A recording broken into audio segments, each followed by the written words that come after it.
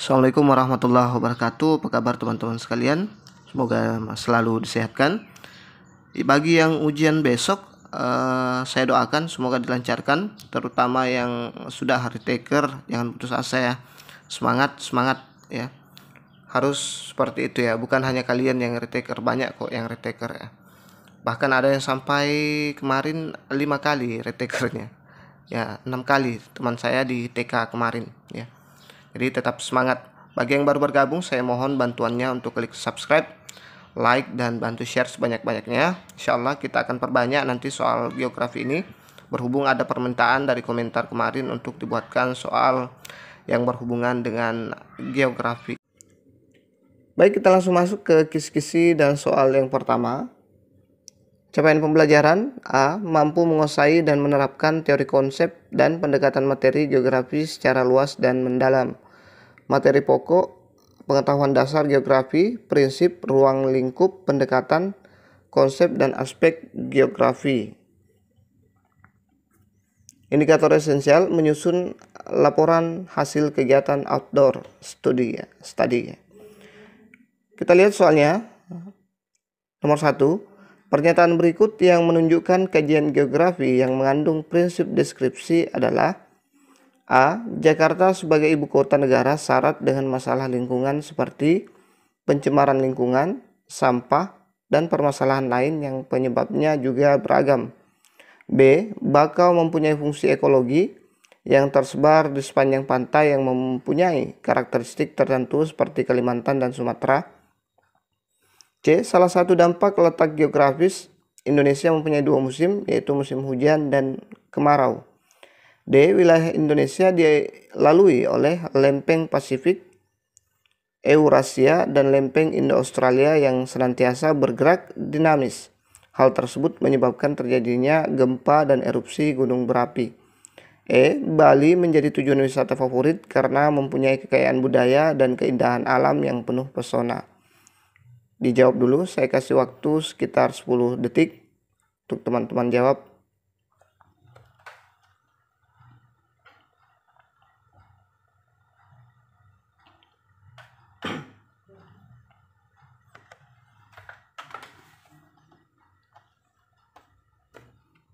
Jadi jawabannya ada di option A, yaitu Jakarta sebagai ibu kota negara syarat dengan masalah lingkungan seperti pencemaran lingkungan, sampah. Ini dia prinsip-prinsip dalam geografi adalah ini ya pembahasannya. Prinsip persebaran: untuk menelaah persebaran fenomena geografi di permukaan bumi. Contoh: persebaran flora dan fauna, persebaran penduduk, bentang alam, dan lain sebagainya. Prinsip interrelasi atau keterkaitan: untuk menelaah hubungan yang saling terkait antara gejala yang satu dengan gejala yang lain dalam suatu ruang. Contoh: letak suatu wilayah berdasarkan garis lintangnya menentukan iklim yang ada di sana. Prinsip deskripsi: untuk memberikan penjelasan lebih jauh tentang gejala-gejala di muka bumi yang diamati dengan menyajikan fenomena geosfer yang dideskripsikan dalam bentuk tulisan, tabel, gambar, atau peta melalui fakta, gejala, dan masalah sebab akibat. Contoh: deskripsi mengenai kondisi kependudukan di Indonesia yang disertai dengan peta kepadatan penduduk di Indonesia dan juga tabel jumlah penduduk tiap wilayah di Indonesia. Prinsip kronologi: untuk menelaah gejala, fakta, dan permasalahan yang ada di suatu tempat yang ditinjau dari persebaran, interrelasi, dan interaksi. Contoh: penjelasan mengenai pola curah hujan di Indonesia yang lebih besar jumlahnya di wilayah barat dibandingkan dengan jumlah curah hujan di wilayah timur. Kita lanjut ke kisi-kisi dan soal berikutnya. Masih sama, materi pokok juga masih sama.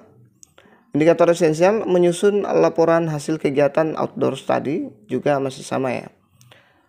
Kita lihat pernyataan berikut yang menunjukkan kajian geosfer dengan pendekatan ekologi adalah: A. Pemanasan global terjadi akibat masifnya industrialisasi, pembakaran hutan, dan polusi dari kendaraan bermotor sehingga menyebabkan terjadinya pencemaran tanah, air, dan udara.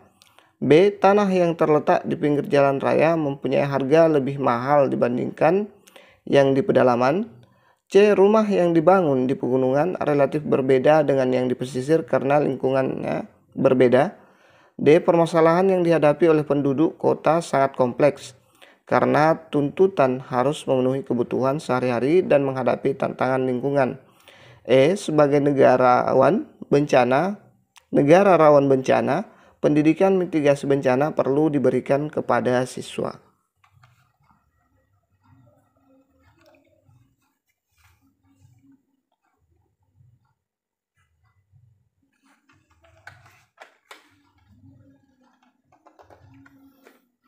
Jadi jawabannya ada di option A. Pemanasan global terjadi akibat masifnya industrialisasi, pembakaran hutan, dan polusi dari kendaraan bermotor sehingga menyebabkan terjadinya pencemaran tanah, air, dan udara. Kita lihat pembahasannya. Geografi adalah ilmu yang mempelajari persamaan dan perbedaan fenomena geosfer dengan sudut pandang kelingkungan, kewilayahan dalam konteks keruangan. Di dalam pengkajian geografi secara terintegrasi, terdapat 3 pendekatan utama dalam kajian ilmu geografi, yaitu sebagai berikut. 1. Pendekatan spasial atau keruangan. Analisis keruangan merupakan pendekatan yang khas dalam geografi karena merupakan studi tentang keragaman ruang muka bumi, dengan menelaah masing-masing aspek keruangannya. Aspek-aspek ruang muka bumi meliputi faktor lokasi, kondisi alam, dan kondisi sosial budaya masyarakatnya. Dalam mengkaji aspek-aspek tersebut, seorang ahli geografi sangat memperhatikan faktor letak, distribusi, persebaran, interrelasi, serta interaksinya. Salah satu contoh pendekatan keruangan adalah sebagai berikut. Sebidang tanah harganya mahal karena tanahnya subur. Sebidang tanah harganya mahal karena letaknya di pinggir jalan. Pada contoh tersebut, yang pertama adalah menilai tanah berdasarkan produktivitas pertanian, sedangkan yang kedua menilai tanah berdasarkan nilai ruangnya, yaitu letaknya yang strategis. Yang kedua, pendekatan ekologi atau lingkungan. Pendekatan lingkungan didasarkan pada salah satu prinsip dalam disiplin ilmu biologi, yaitu interrelasi yang menonjol antara makhluk hidup dengan lingkungannya. Di dalam analisis lingkungan, geografi menelaah gejala interaksi dan interrelasi antara komponen fisikal atau alamiah dengan non-fisik sosial. Pendekatan ekologi melakukan analisis dengan melihat perubahan komponen biotik dan abiotik dalam keseimbangan ekosistem suatu wilayah. Misalnya, suatu padang rumput yang ditinggalkan oleh kawanan hewan pemakan rumput akan menyebabkan terjadinya perubahan lahan dan kompetensi penghuninya. Yang ketiga, pendekatan regional atau kompleks wilayah. Analisis kompleks wilayah membandingkan berbagai kawasan di muka bumi dengan memperhatikan aspek-aspek keruangan dan lingkungan dari masing-masing wilayah secara komprehensif. Contohnya, wilayah kutub tentu sangat berbeda karakteristik wilayahnya dengan wilayah khatulistiwa. Bagaimana? Sudah berapa yang benar teman-teman dari 2 soal ini? Apakah benar semua? Mudah-mudahan benar semua ya, dan teman-teman menguasai apa-apa yang dibahas di sini. Kisi-kisi dan soal selanjutnya. Capaian pembelajaran masih sama, materi pokok juga masih sama, indikator esensial juga masih sama ya.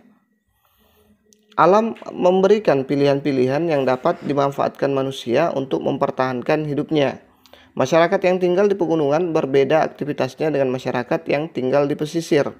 Begitu juga bentuk rumahnya. Dalam geografi, kajian tersebut menggunakan konsep A. Diferensiasi area, B. Integrasi, C. Aglomerasi, D. Interdependensi, E. Korelasi.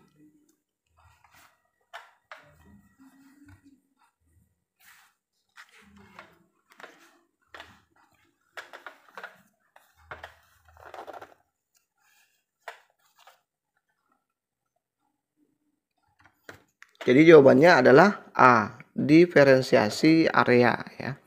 Kita lihat pembahasannya. Pada geografi terdapat 10 konsep dasar esensial yang mencakup. Yang pertama, konsep lokasi, yaitu letak di permukaan bumi. Misalnya Gunung Bromo ada atau terletak di Jawa Timur.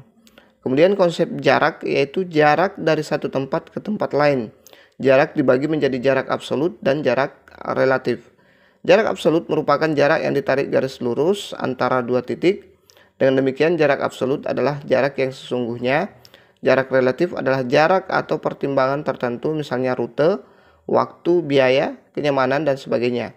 Misalnya jarak Jakarta ke Bandung 180 km atau Jakarta-Bandung dapat ditempuh dalam waktu 3 jam melewati puncak.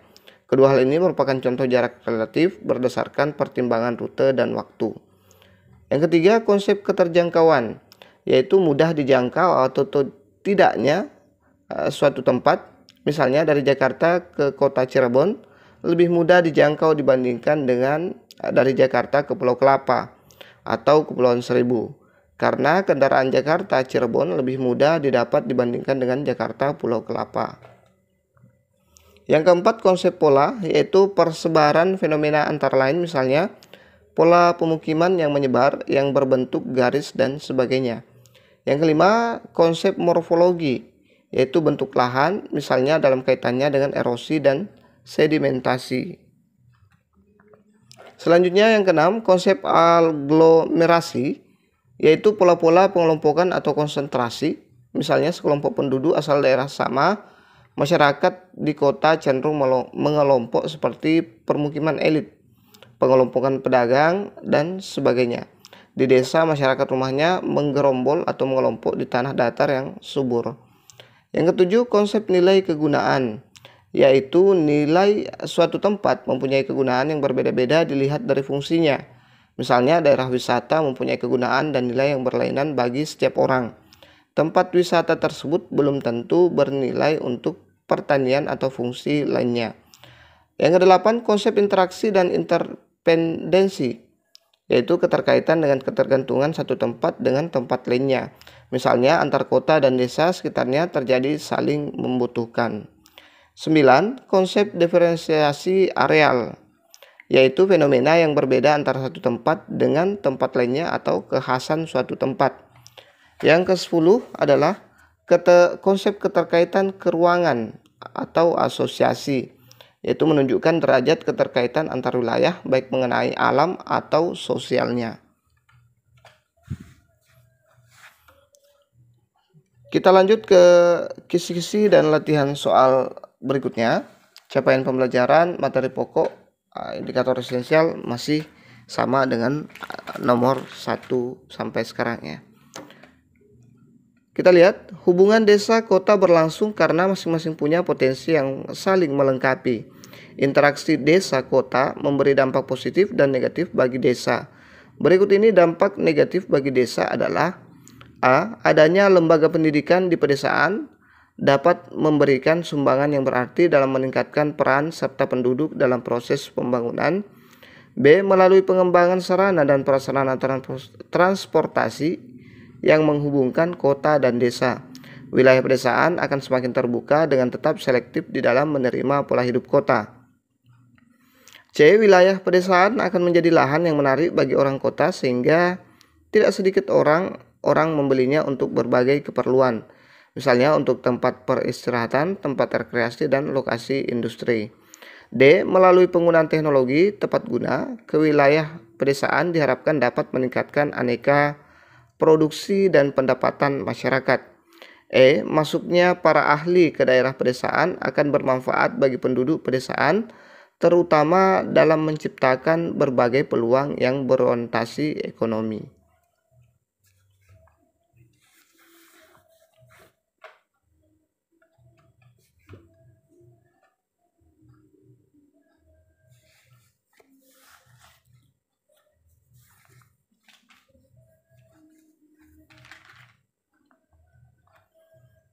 Jadi jawabannya adalah option C. Wilayah pedesaan akan menjadi lahan yang menarik bagi orang kota sehingga tidak sedikit orang-orang membelinya untuk berbagai keperluan, misalnya untuk tempat peristirahatan, tempat rekreasi, dan lokasi industri. Ini dia pembahasannya, dampak positif interaksi desa kota. Yang pertama, ini dampak positif ya. Tingkat pengetahuan penduduk meningkat, Pengetahuan didapat dengan masuknya SD dan SMP ke wilayah pedesaan. Penduduk desa juga dapat melanjutkan sekolah ke jenjang yang lebih tinggi di kota. Interaksi desa dan kota juga mempermudah informasi yang diterima penduduk desa, terutama melalui media massa. Yang kedua, adanya lembaga pendidikan di pedesaan dapat memberikan sumbangan yang berarti dalam meningkatkan peran serta penduduk dalam proses pembangunan.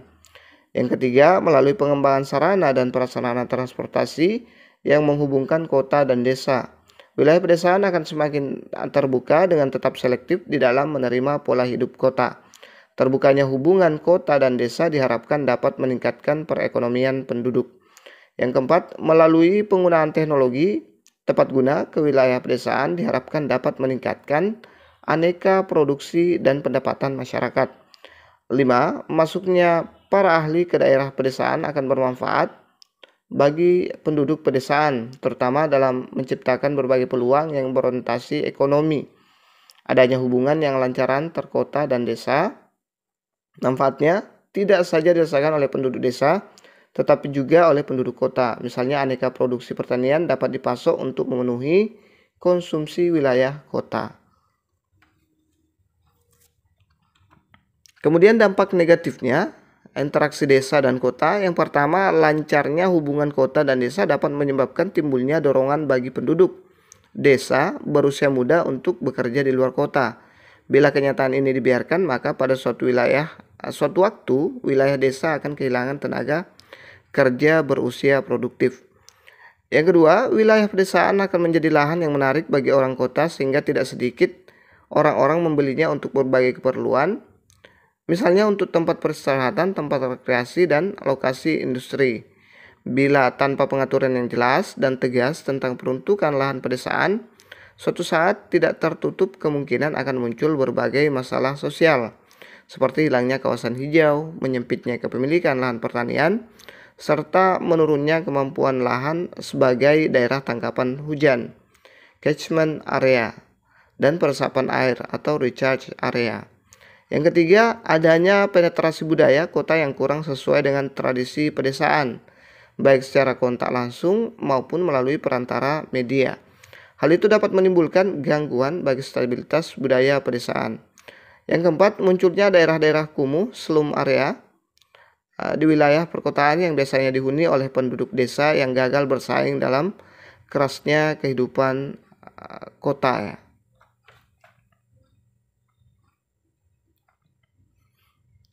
Kita lanjut ke latihan soal selanjutnya. Capaian pembelajaran mampu menguasai dan menerapkan teori wilayah dan perwilayahan lokal, regional, dan global. Materi pokok, interaksi spasial desa dan kota. Indikator esensial, menganalisis keterkaitan potensi fisik dan non-fisik desa dan kota. Kita lihat soalnya. Salah satu upaya menggerakkan perekonomian nasional adalah membangun industri. Dari beberapa industri di bawah ini yang lokasinya memerlukan kedekatan dengan tenaga kerja yang berasal dari desa adalah A. Industri padat modal, B. Industri padat karya, C. Industri padat teknologi, D. Industri padat investasi, E. Industri padat bahan baku.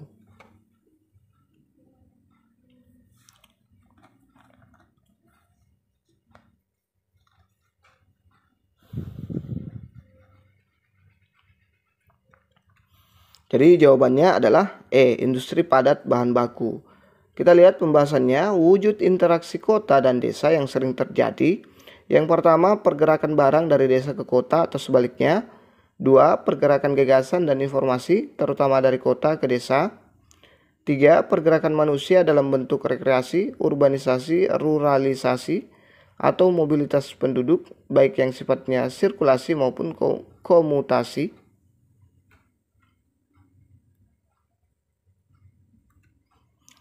Kita lanjut ke soal berikutnya. Capaian pembelajaran masih sama dengan nomor sebelumnya. Indikator esensial menganalisis interaksi antar kota, desa, dan kota ya, masih sama dengan nomor 5 ya. Pernyataan berikut ini yang menunjukkan interaksi desa kota yang berdampak positif bagi kedua belah pihak adalah A. Desa mengirimkan tenaga kerja non terampil untuk bekerja di sektor informal B. Pasokan bahan baku dari desa untuk diolah menjadi produk jadi di kota. C. Di desa sudah banyak minimarket yang modalnya berasal dari kota. D. Teknologi tepat guna digunakan oleh masyarakat desa sehingga meningkatkan hasil pertanian. E. Tempat-tempat hiburan sudah banyak ditemukan di desa sehingga tidak harus menuju kota.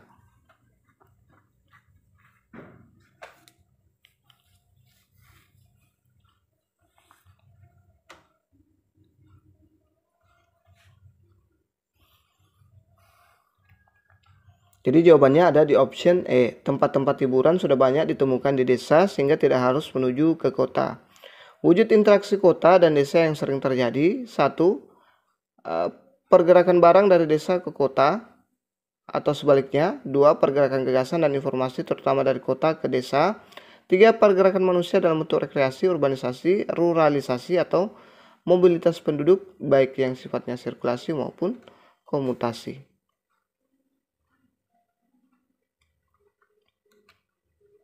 Kita lanjut ke soal berikutnya. Masih sama. Ini juga masih sama. Indikator esensial menganalisis faktor-faktor yang mempengaruhi perkembangan desa kota.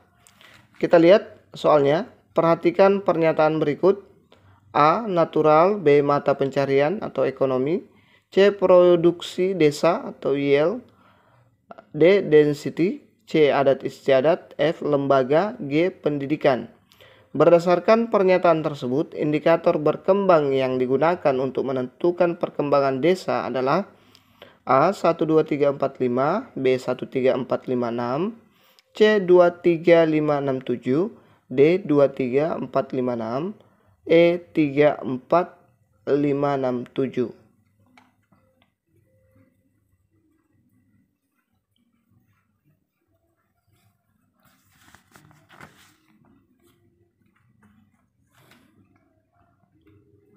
Jadi jawabannya adalah option C, 23567 ya. Ya, kita kembali ke sini dulu ya.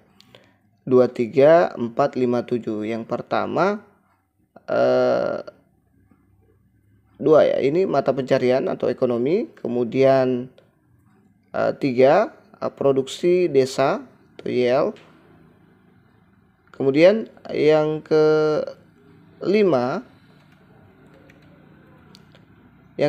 adat istiadat. Kemudian yang keenam itu lembaga. Kemudian yang ketujuh adalah pendidikan.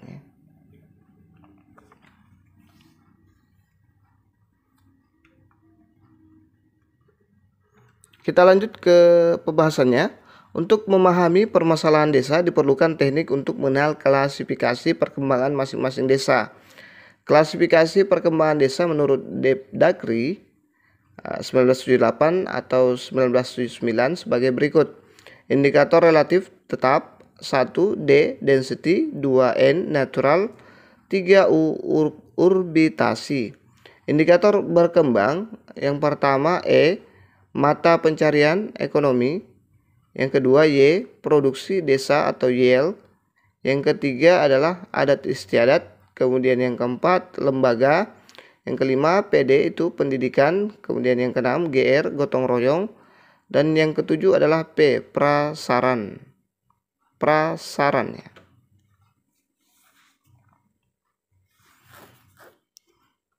Kita lanjut ke kisi-kisi dan latihan soal berikutnya. Masih sama ya. Kita langsung ke soalnya. Desa yang masyarakatnya telah mampu memanfaatkan dan mengembangkan sumber daya alam dan potensinya sesuai dengan kegiatan pembangunan regional dengan karakteristik A. Kebanyakan berlokasi di ibu kota kecamatan. B. Penduduknya padat-padat. C. Tidak terikat dengan adat istiadat. D. Telah memiliki fasilitas-fasilitas yang memadai dan lebih maju dari desa lain. E. Partisipasi masyarakat sudah lebih efektif. Desa dengan ciri-ciri tersebut termasuk dalam kategori desa A. Desa swakelola, B. Desa swadaya, C. Desa swasembada, D. Desa swakarya, E. Desa swakarsa.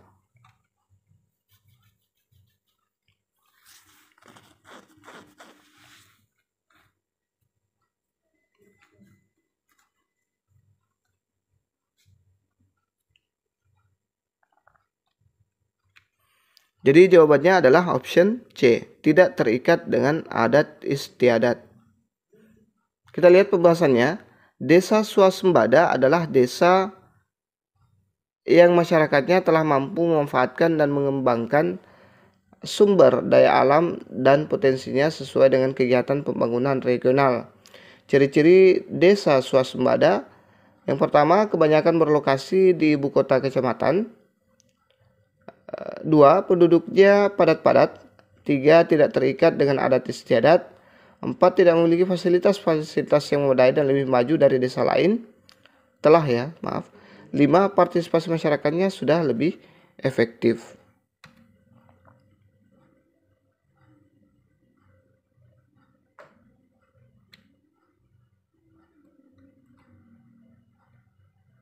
Ya, dari swasembada ya. Ini termasuk desa swasembada. Kita lanjut ke soal berikutnya. Capaian pembelajaran mampu menguasai dan menerapkan teori wilayah dan perwilayahan lokal masih sama. Materi pokok wilayah dan perwilayahan. Indikator esensial menerapkan konsep wilayah dan perwilayahan dalam perkembangan wilayah dalam lingkup lokal dan nasional. Kita lihat soalnya. Rencana tata ruang wilayah RT/RW telah dimiliki oleh kota dan kabupaten. Akan tetapi implementasinya kurang berjalan baik. Banyak kasus pembangunan dilaksanakan pada wilayah yang tidak sesuai dengan peruntukannya. Permasalahan tersebut terjadi karena adanya hambatan penataan ruang berupa: A. Lemahnya pengendalian pemanfaatan ruang. B. Kuatnya koordinasi antar lembaga pemerintahan. C. Lambatnya penyusunan rencana tata ruang kota. D. Kurangnya dana untuk pembangunan infrastruktur kota. E. Terbatasnya lahan untuk pembangunan ruang publik.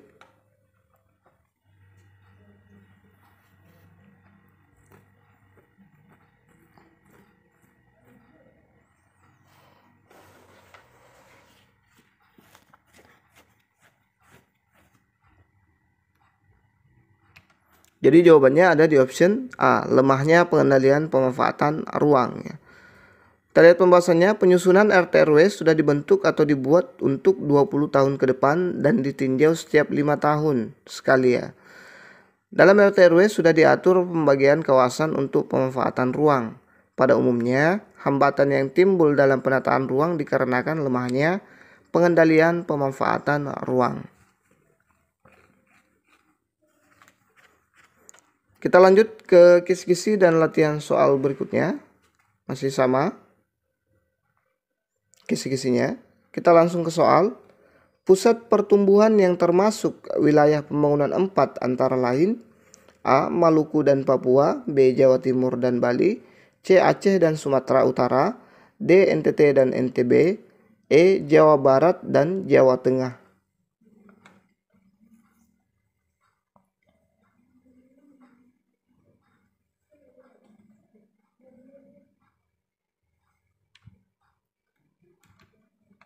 Jadi jawabannya adalah option E, yaitu Jawa Barat dan Jawa Tengah. Wilayah pembangunan utama B, pusat pertumbuhan utamanya adalah Jakarta. Wilayah ini meliputi pertama, wilayah pembangunan 3 meliputi Jambi, Sumatera Selatan, Bengkulu berpusat di Palembang. Wilayah pembangunan 4 meliputi Lampung, Jakarta, Jawa Barat, Jawa Tengah, Daerah Istimewa Yogyakarta yang berpusat di Jakarta. Oke, itu saja dulu yang sempat kita bahas pada kesempatan kali ini. Kalau banyak respon, banyak view, saya akan lanjutkan materi geografi ini.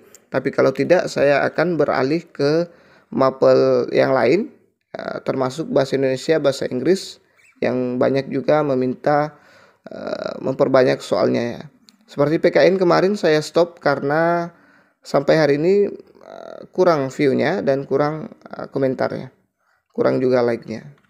Oke, terima kasih sudah menonton. Wassalamualaikum warahmatullahi wabarakatuh.